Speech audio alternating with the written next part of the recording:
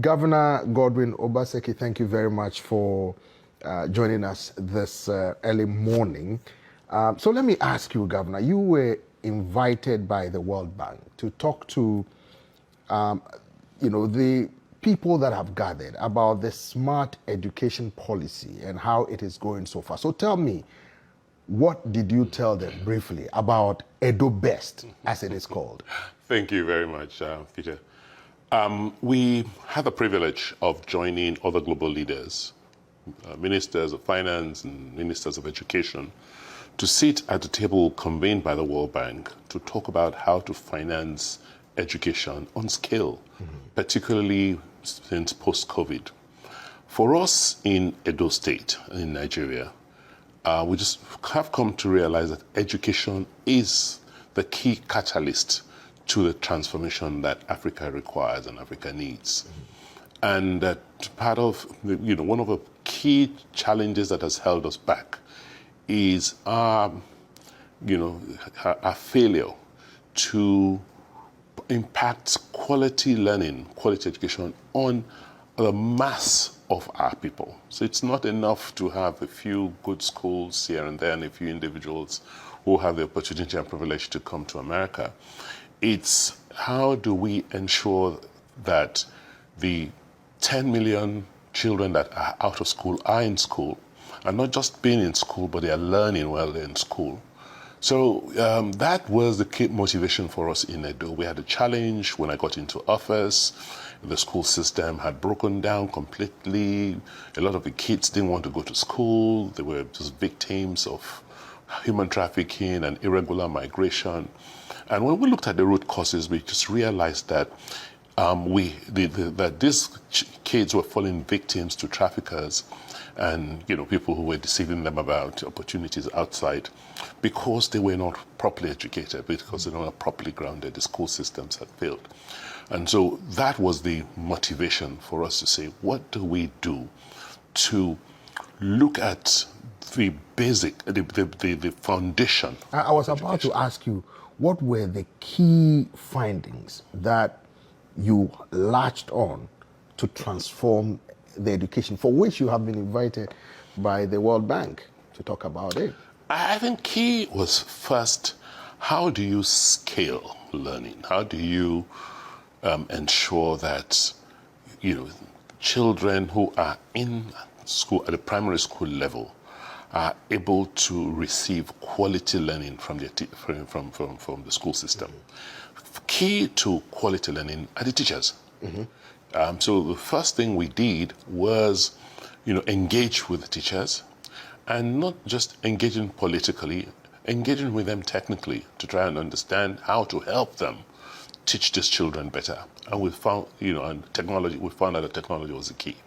And so we partnered with a private sector firm, worked with the technology available to now retrain the teachers, give them handheld devices, which help them do the things they're supposed to do in class and also govern their classrooms better. Right.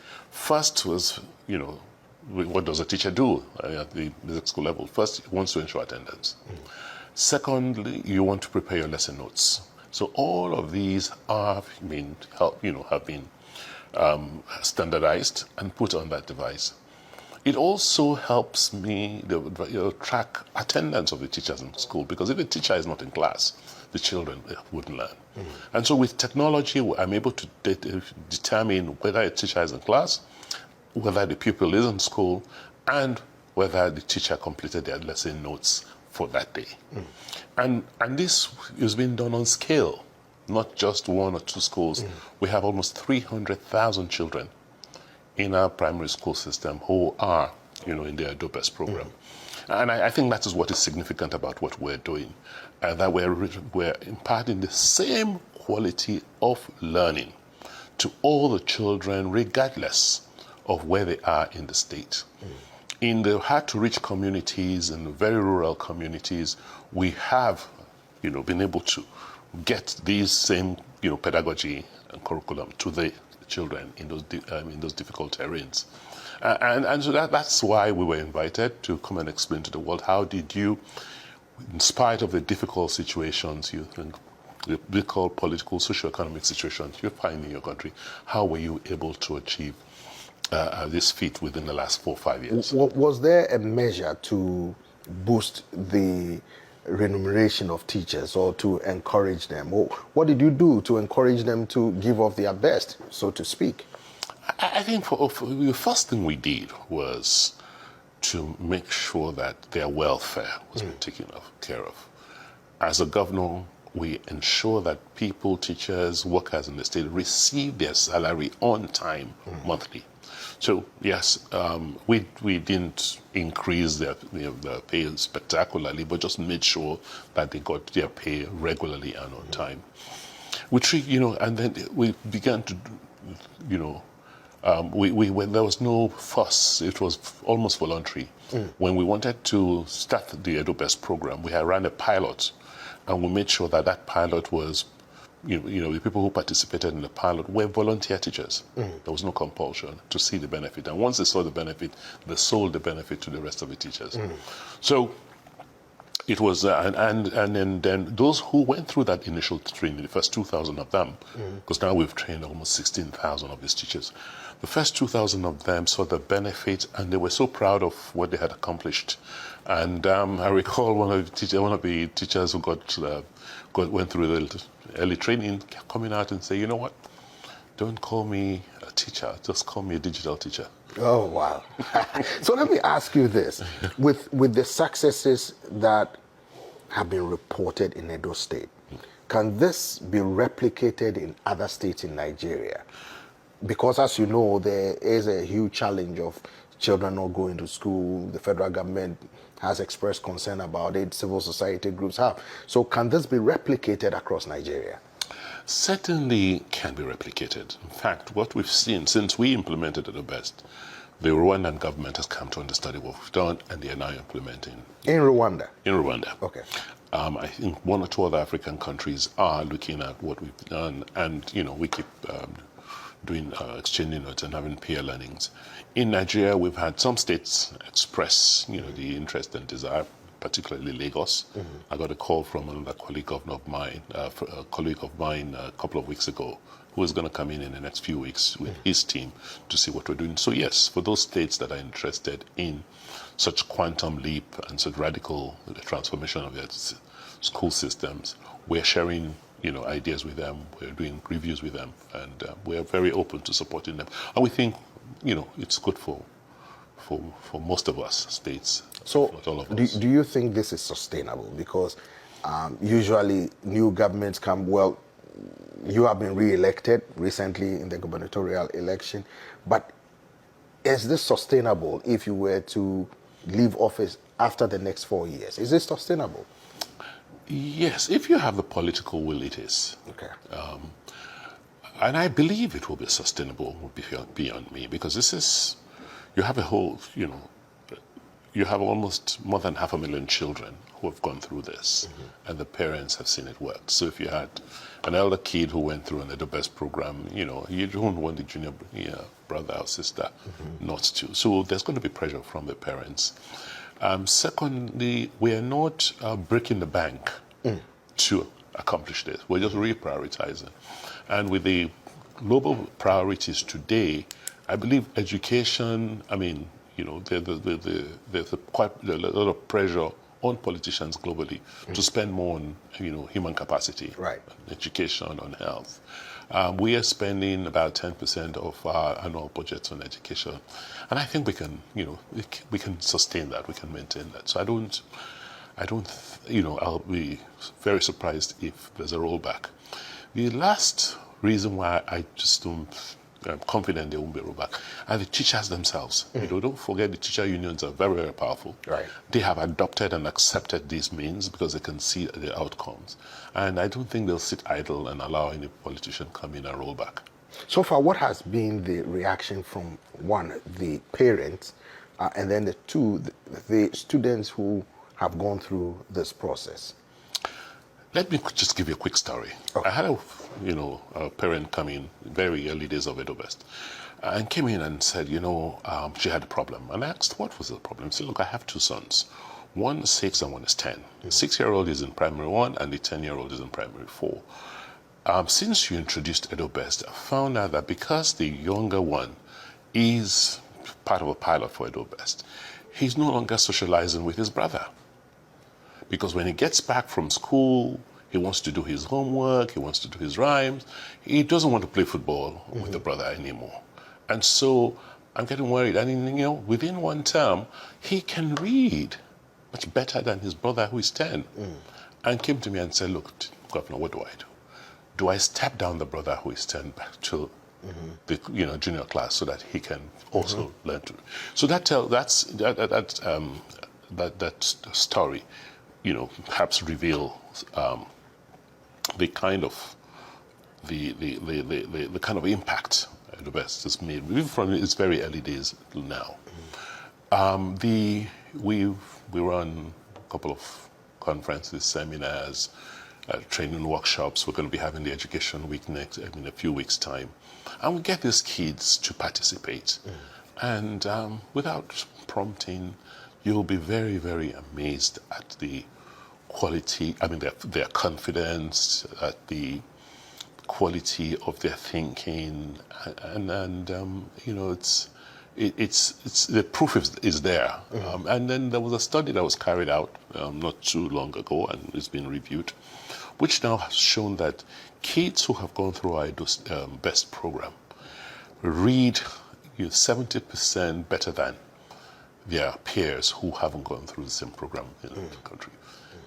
And there are standards for testing numeracy skills and standards for testing reading skills, and the Edobest kids are way clearly ahead of their peers. So let's move to your recent election.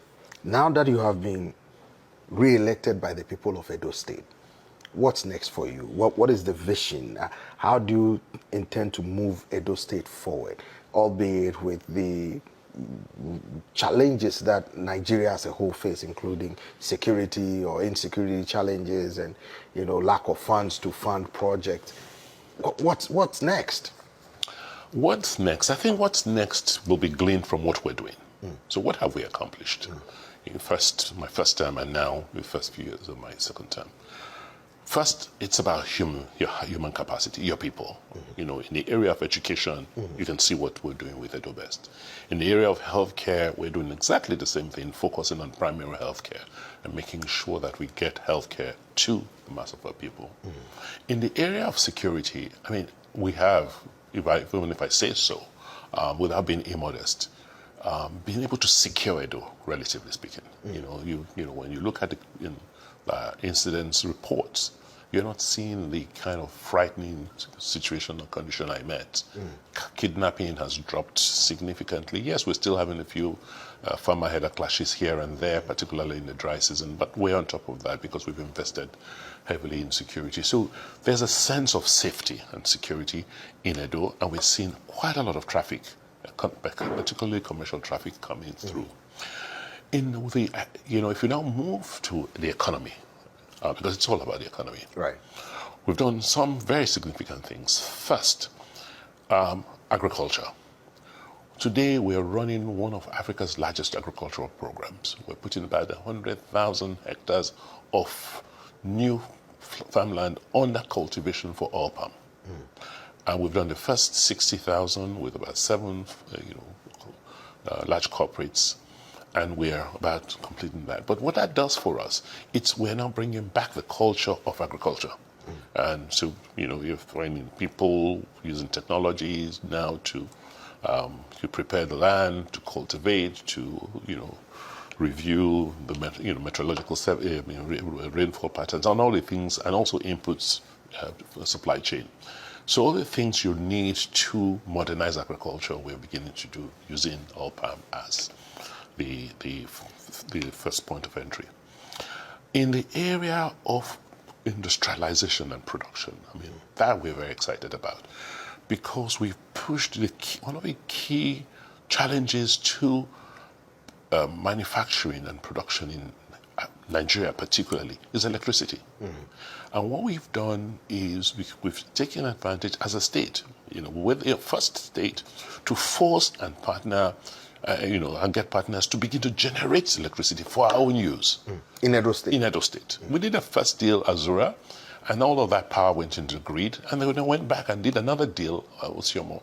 We have about 95 megawatts capacity, and all the power comes for use in the state, and that has been transformational. So, you have almost 24/7 electricity powering all government offices and government establishments. So what is the measure to help employ the youth of Edo? Before we go, the youth of Edo, what plans do you have for them? What we did from 2016 when I got in, we focused on youth employment and created an agency called Edobest. And to date, we've been able to place over 220,000 kids or youths in various jobs. First, by training, helping them build their capacity, giving them, internships. But I think the key to job creation is boosting the economy. And that's why we're focusing on boosting the economy so that we can create the opportunities for the jobs, and then match the opportunities, the individuals with the opportunities. And if there are gaps, you then try and fill those gaps by training. So that's what Edobest has done for us. To first identify these young people who need help, who need work, screen as many of them, prepare as many of them, train them in the various areas. One area we've been very successful in is in technology. So we have innovation hubs, we have partnerships with various technology companies where these kids come in, they're able to, learn all sorts of digital software skills, and then, we find work for them. We partnered with a firm, and we're graduating a fourth cohort of, IT software engineers in Edo State. And we're looking at scaling that up significantly. So we've been able to place a lot of them in the area of technology. We've looked at services, working with, the hospitality, people in the hospitality industry to prepare and train them. We're looking at agriculture. We looked at agriculture. We placed a lot of them in. But more exciting for us has been the area of the culture and entertainment. We have, working with partners again, been able to, to train a lot of them in film, in, media, in broadcast, in media and music, and also provided facilities like this for them to do their work. So that's been, some of the initiatives we have pursued in helping create work. But all of this has to be underpinned by quality governance. The key is good governance. And for you to have good governance, you have to have an effective bureaucracy. Right. A bureaucracy that works, civil servants that are well trained, who can articulate policy and who can help you execute policy. And today, we have successfully turned our civil service around. We have digitized the civil service, so I can, DC, and I'm working, approving files because I'm connected to the state portal. We've continued to train and retrain. We have a whole public service academy to just train our civil servants. And also we're looking at how do we compensate and remunerate them sufficiently to motivate them. So this is all work in progress. I wouldn't say we're at the end. It's been a lot of hard work, but for us the evidence is there. So it's not about the rhetorics of we will do. We have done. You can go and review, you can go and see it. And then the issue is how do we sustain and scale what we're doing. And then lastly, infrastructure, roads, it's commonplace. We don't even talk about it. You just go out there and build it. Thank you very much. Thank you. Thank you.